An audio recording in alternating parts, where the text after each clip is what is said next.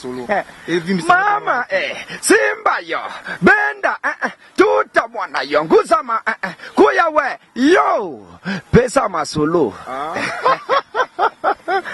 Merci beaucoup. Avant tout, abonnez-vous sur notre chaîne et partagez nos vidéos.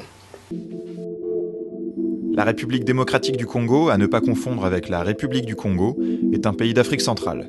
C'est un pays francophone, le quatrième plus peuplé du continent avec ses 87 millions d'habitants. Il s'étend sur 2 300 000 km², voici la France superposée pour comparaison, et une grande partie de sa superficie est recouverte d'une épaisse forêt tropicale, ce qui rend difficile la circulation sur son territoire.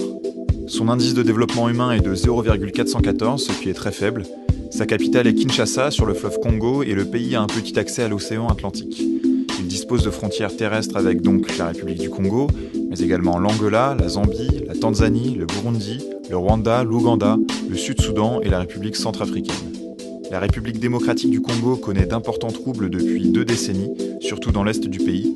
Les raisons de ces conflits sont complexes, elles sont d'origine ethnique, politique, économique. Nous allons essayer de résumer la situation et de décortiquer un peu tout ça. Le Congo acquiert son indépendance de la Belgique en 1960. S'ensuivit 5 années d'incertitude jusqu'au moment où Joseph Mobutu, alors commandant en chef des armées, s'autoproclame président. Il nomme le pays Zaïre, va rester au pouvoir jusqu'en 1997 et mener une politique autoritaire, dictatoriale et alignée sur les États-Unis durant la guerre froide. Dans les années 90, la guerre froide alors terminée, les États-Unis retirent peu à peu leur soutien à Mobutu, et celui-ci perd progressivement en autorité. Il instaure alors le multipartisme, mais cela ne suffira pas à le maintenir au pouvoir, qu'il perdra à l'issue de la première guerre du Congo. Cette guerre prend sa source lors du génocide rwandais de 1994. Pour rappel, cela fait référence au massacre des Tutsis par les Hutus, 2 ethnies rwandaises. Ce génocide a fait plus de 800 000 morts en à peine un peu plus de 3 mois. Après cet événement, près de 2 millions de réfugiés Hutus fuient dans l'est du Zaïre. Certains sont d'ex-génocidaires et craignent des représailles. D'autres ont peur de subir le même génocide après l'arrivée au pouvoir au Rwanda du gouvernement Tutsi, avec Paul Kagame comme homme fort, qui en deviendra président par la suite. Une fois installés dans l'est du Zaïre, les ex-génocidaires Hutus s'organisent en milices et persécutent les populations Tutsi vivantes au Zaïre. Le Rwanda commence alors à armer ces Tutsis zaïrois qu'il considère comme alliés naturels, afin qu'ils puissent se défendre. Face à cela, le gouvernement de Mobutu, qui voit d'un mauvais œil l'ingérence rwandaise sur son territoire, ordonne aux Tutsis zaïrois de quitter le pays. Pour info, beaucoup de Tutsis vivant au Zaïre à ce moment-là n'ont même pas la nationalité zaïroise.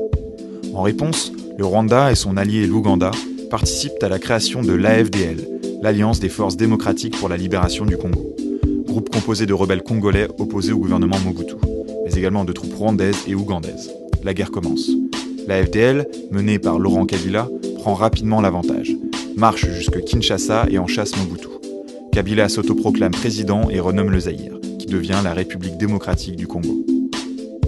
Mais une fois au pouvoir, il se retourne contre ses anciens alliés et demande aux troupes rwandaises et ougandaises restées dans l'est du pays de se retirer rapidement. Il chasse également en 24 heures les Tutsis présents dans son gouvernement et des centaines sont lynchés à Kinshasa. Ce sont les prémices de la deuxième guerre du Congo. Les tensions montent entre Kabila et ses ex-alliés, et en août 1998, des Tutsis de l'armée congolaise se mutinent et obtiennent le soutien du Rwanda et de l'Ouganda. Ils forment un groupe rebelle, le RCD, Rassemblement Congolais pour la démocratie. Ils prennent rapidement les villes de Goma, Bukavu et Uvira, puis toute une partie de l'est du Congo, qui se retrouve donc sous influence rwandaise. En réponse, Kabila demande de l'aide aux milices anti-Tutsis, et des violences apparaissent un peu partout sur le territoire, jusque dans Kinshasa. Mais très vite, dès mi-août 1998, des membres du RCD parviennent à approcher la capitale. Ils sont rejoints sur place par d'autres troupes mutinées issues de l'armée régulière congolaise. La situation est donc critique pour Kabila, mais il parvient à gagner un certain nombre d'alliés dans la région. L'Angola, le Zimbabwe, la Namibie, le Tchad, la Libye et le Soudan. Et grâce à leur soutien, il parvient à éloigner les rebelles de la capitale. Parallèlement à cela, l'Ouganda fonde son propre groupe rebelle au Congo, le MLC, Mouvement de Libération du Congo, qui va bientôt contrôler la partie nord du pays. Le FDLR, Front démocratique de libération du Rwanda, est également fondé en 2000 par des ex-génocidaires Hutus réfugiés du Rwanda. Ils soutiennent Kinshasa dans cette guerre et sont actifs un peu partout dans l'est du pays. Leur objectif est de reprendre le pouvoir au Rwanda, qu'ils avaient perdu peu après le génocide de 1994. On voit donc bien qu'entre le MLC, le RCD, le FDLR, les milices Hutus et un grand nombre d'autres groupes non cités, cette guerre n'est pas une guerre traditionnelle. C'est une suite d'escarmouches entre groupes armés soutenus par différents gouvernements, ne respectant pas le droit international et n'hésitant pas à s'attaquer violemment aux populations civiles. En janvier 2001, Laurent Désiré Kabila est assassiné par un garde du corps. Son fils, Joseph Kabila, prend immédiatement le pouvoir. Et à partir de 2002, la situation se détériore pour le Rwanda. Les membres du RCD, lassés par la guerre, arrêtent les combats. Certains rejoignent même les rangs de l'armée congolaise. Et des affrontements ont lieu avec l'armée rwandaise. Le Rwanda ne peut continuer la guerre et en juillet, il signe un accord de paix avec le Congo. L'accord prévoit le retrait de 20 000 soldats rwandais du territoire congolais et en retour le désarmement des milices composées d'anciens génocidaires de 1994. En septembre, la paix est également signée avec l'Ouganda. Malgré la fin de la guerre, des escarmouches ont encore été observées dans les régions de l'Est du Congo, car des dizaines de milices sont encore actives. Certaines Tutsis, d'autres Hutus, d'autres aucun des deux. Il est très difficile de savoir précisément lesquelles sont les plus actives, les plus dangereuses et quelles sont leurs motivations exactes. Quoi qu'il en soit, cette situation va mener à un nouvel affrontement, la guerre du Kivu. Après la deuxième guerre du Congo, un gouvernement de transition est mis en place. Parmi d'autres mesures, il prévoit de créer une nouvelle armée, en intégrant les combattants congolais des principaux différents groupes armés ayant combattu pendant la guerre. L'objectif est de rassembler et de pacifier le pays. Mais on obtient une armée à la fidélité très discutable, mal équipée, mal entraînée et peu disciplinée. Après tout, beaucoup de ces combattants sont d'anciens rebelles, ayant commis des crimes et des pillages, et se sont battus les uns contre les autres.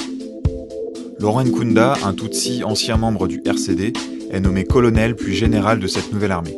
Mais très vite, il rejette l'autorité du gouvernement de Kabila et avec de nombreux déserteurs Tutsis fonde son propre groupe armé, le CNDP, Congrès national pour la défense du peuple.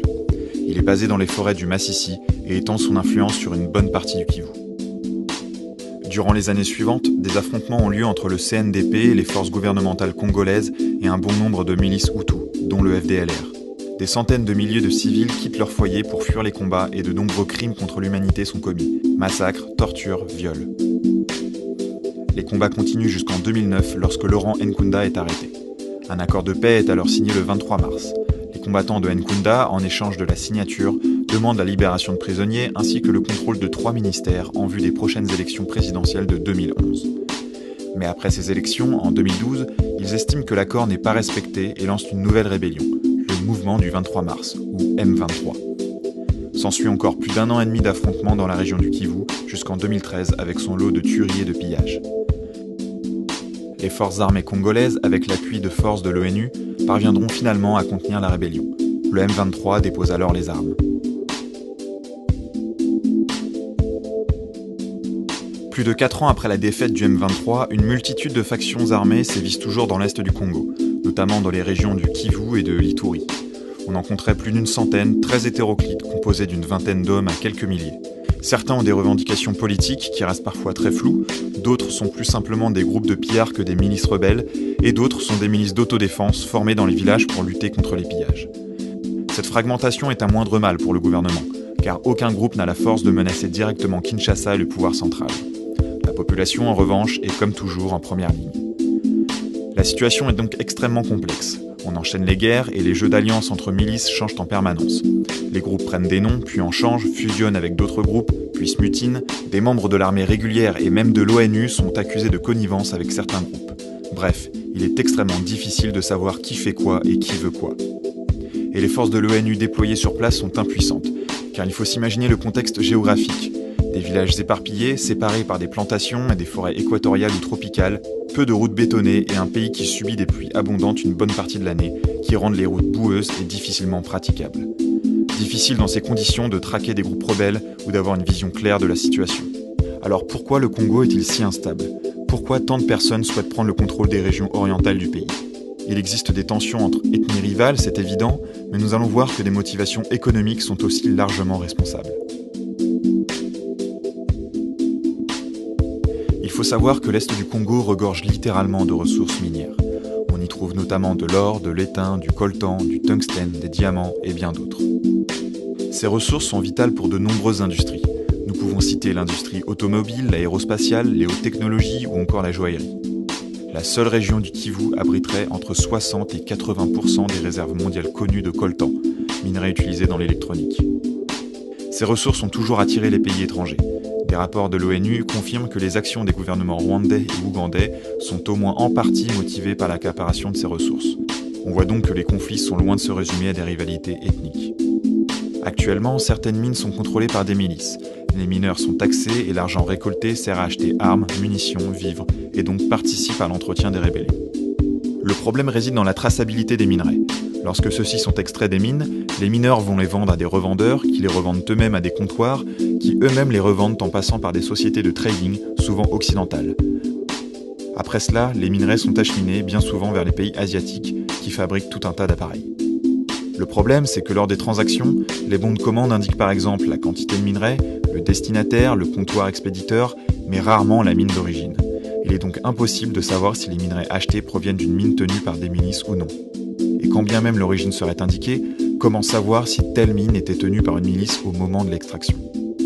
Donc lorsque l'on entend qu'il faut que les entreprises occidentales se renseignent sur la provenance des minerais, il ne faut pas se voiler la face, c'est tout bonnement impossible. Alors certaines associations et ONG appellent les consommateurs à ne plus acheter les biens contenant du minerai congolais. Mais beaucoup de villages survivent néanmoins grâce aux mines et ont besoin de ces minerais pour subvenir à leurs besoins. De plus, si les minerais ne se vendaient plus, les groupes armés pilleraient alors davantage les récoltes, le bétail, le bois rare ou autre. Ce n'est donc pas une solution.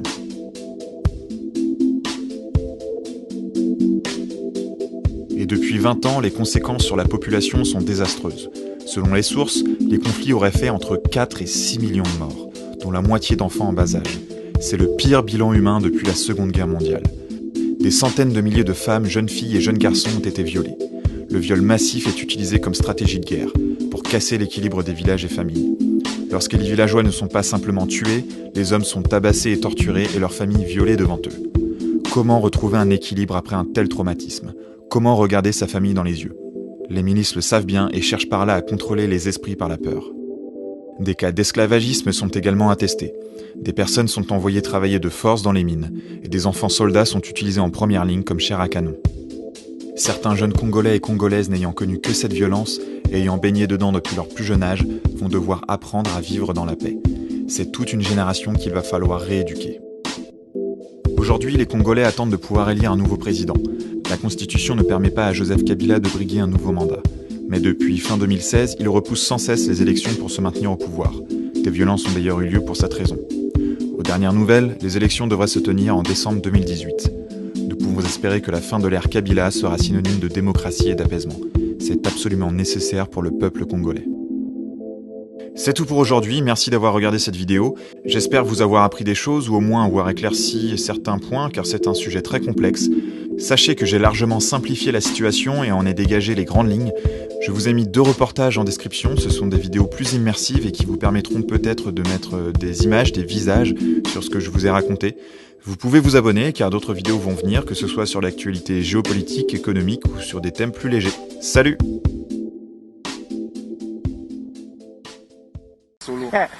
Mama, Simba yo, Benda, tuta mwana yo, nguzama, kuya we, yo, pesa masolo. Merci beaucoup.